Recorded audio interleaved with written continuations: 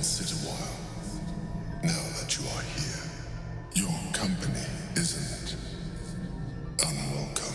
In Baldur's Gate 3, we come across the Emperor and Omeluum, mind flayers who aren't your typical brain-hungry monsters. Instead, they seem to be helping you on your journey. But are they truly good?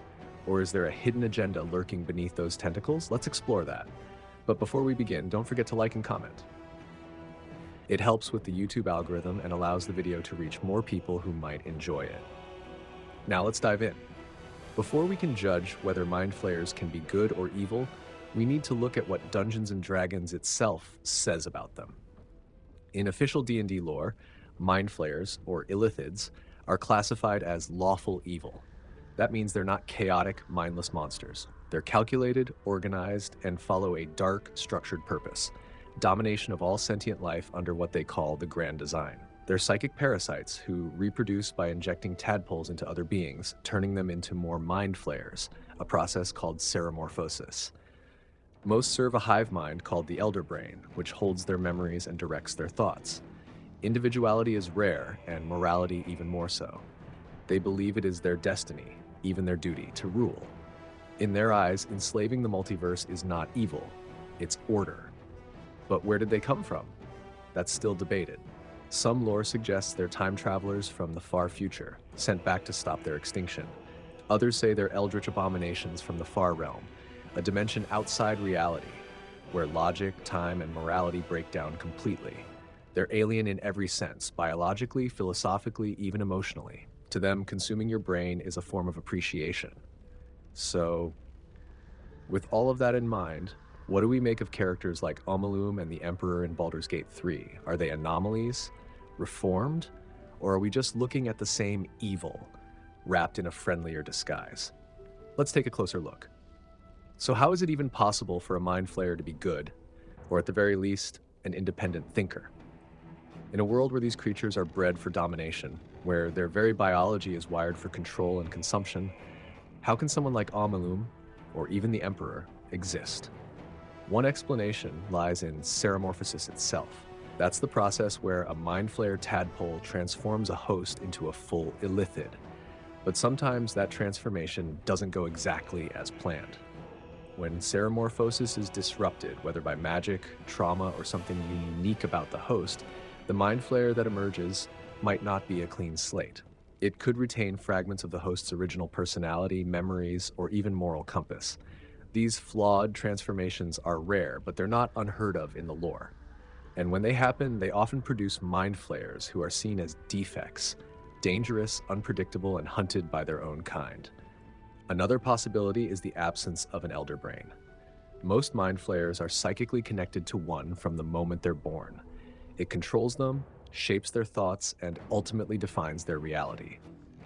But if that link is severed, if a mind flayer is cut off from the hive mind, it can start to think for itself. Without the constant presence of the Elderbrain whispering in the background, individuality can creep in. Thoughts become personal, choices become possible.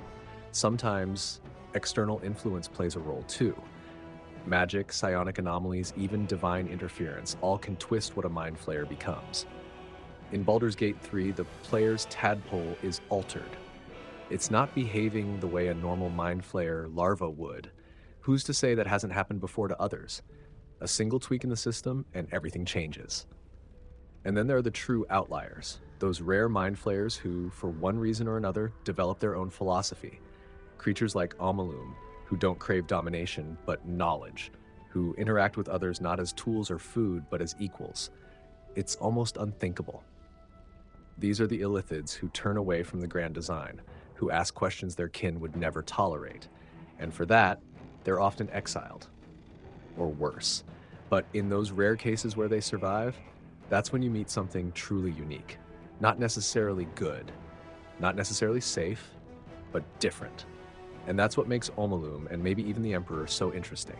Because once you allow for the possibility of free will in a creature built for control, you also allow for everything that comes with it: morality, empathy, and betrayal. So let's talk about the Emperor.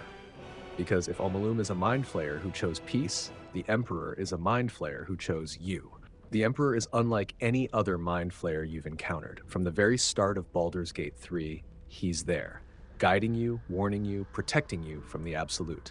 He offers knowledge, strength, and most importantly, survival.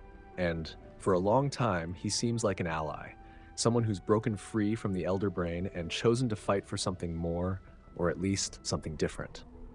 But as the story unfolds, that trust starts to wear thin. He speaks in riddles. He hides the full truth. And every choice he presents comes wrapped in layers of manipulation. You're never sure if you're working with him or simply doing what he wants. So what is the Emperor really? A Mind Flayer who defied his nature and found purpose? Or a master manipulator who traded one form of control for another? Even his desire to stop the Absolute, noble as it may seem, serves his own survival. After all, if the Absolute wins, he dies. And so do you. Does that make him a friend, an opportunist, or just another illithid playing a longer game? The Emperor forces us to ask a difficult question.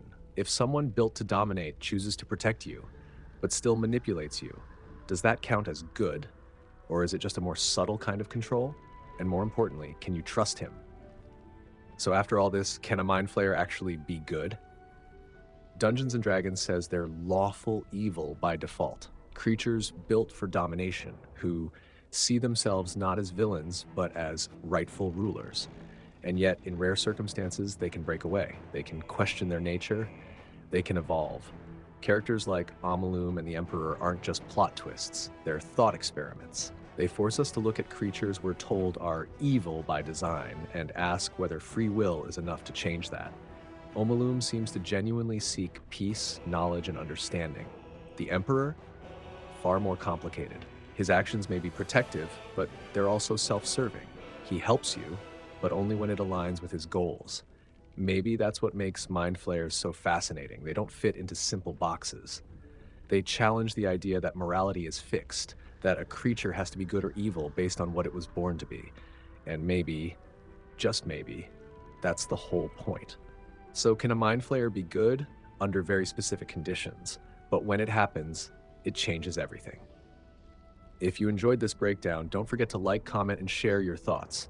Can a Mind Flayer truly be redeemed, or is it always just a trick of the tentacles? Your feedback helps the channel grow and keeps the lore deep dives coming.